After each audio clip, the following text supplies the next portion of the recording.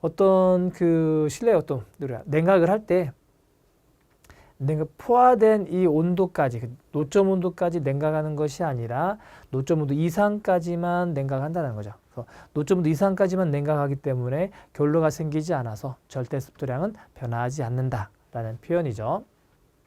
보통 우리가 이제 냉각을 하게 되면 냉각 제습을 통해서 노점 온도 이하로 해서 냉각을 하게 되는데 그랬을 경우에는 결로수가 발생을 하죠. 그래서 이 결로수의 발생을 방지하기 위해서 이걸 건코일이라고 하는데 즉 그 노점이 생기지 않게 하는 이런 냉각법도 있습니다.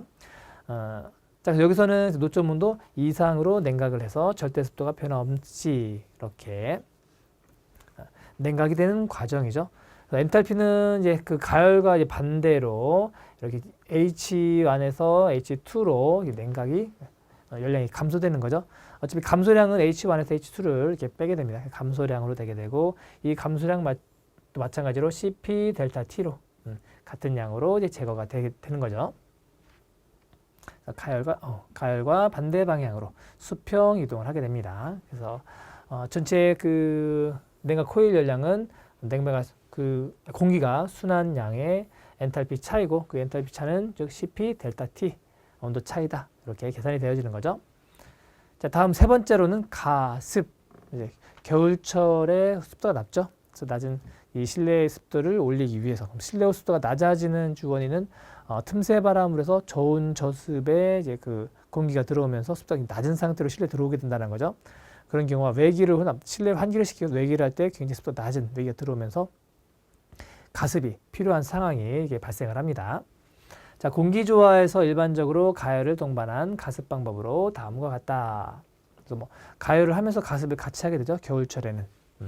그래서 대표적으로 물 분무 가습, 물을 이제 분무하는 가습과 진기 보일러에서 만든 진기를 바로 그냥 분무하는 진기 분무식, 또는 팽연 가습기라고 해서 공기조화기 안에 소형의 공기조화기 아니죠. 팬에 물을 직접 여론을 통해서 증발을 시켜서 가습을 하는 이런 세 가지 타입으로 우리가 가습을 하고 있죠. 가습량을 L이라고 불러요. 대문자 L. 그래서 시간당 그 공급하는 가습량은 그 선도상에서 시간당 습도량이 떨어지는 양을 이제 공급을 하는 것으로 계산을 하게 되죠.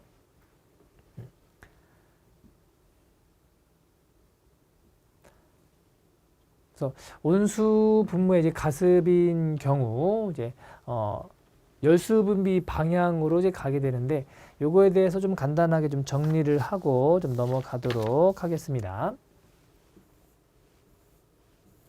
자, 이렇게 공기조화기가 있고 가습을 이렇게 한다라고 했을 때 공기 양과 H1으로 들어가서 우리가 L, H 가습 어떤 엔탈피를 가지고 이렇게 공급을 하게 되죠.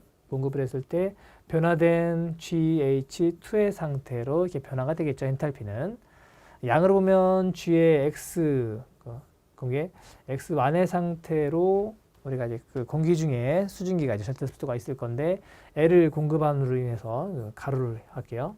그래서 얘가 GX2의 상태로 이게 된다는 것이고 이 양을 다시 한번 정리하면 즉 엔탈피처럼 보면 GH1 플러스 그 가습수가 갖고 있는 엔탈피를 더한 값이 곧 GH2의 값이 되는 거고 자, 그 냉매의 양으로 이렇게 그 해석을 하게 되면 GX1으로 들어가서 가습수 L 킬로그램이죠. 몇 킬로그램이 들어가서 GX2가 된다라는 겁니다.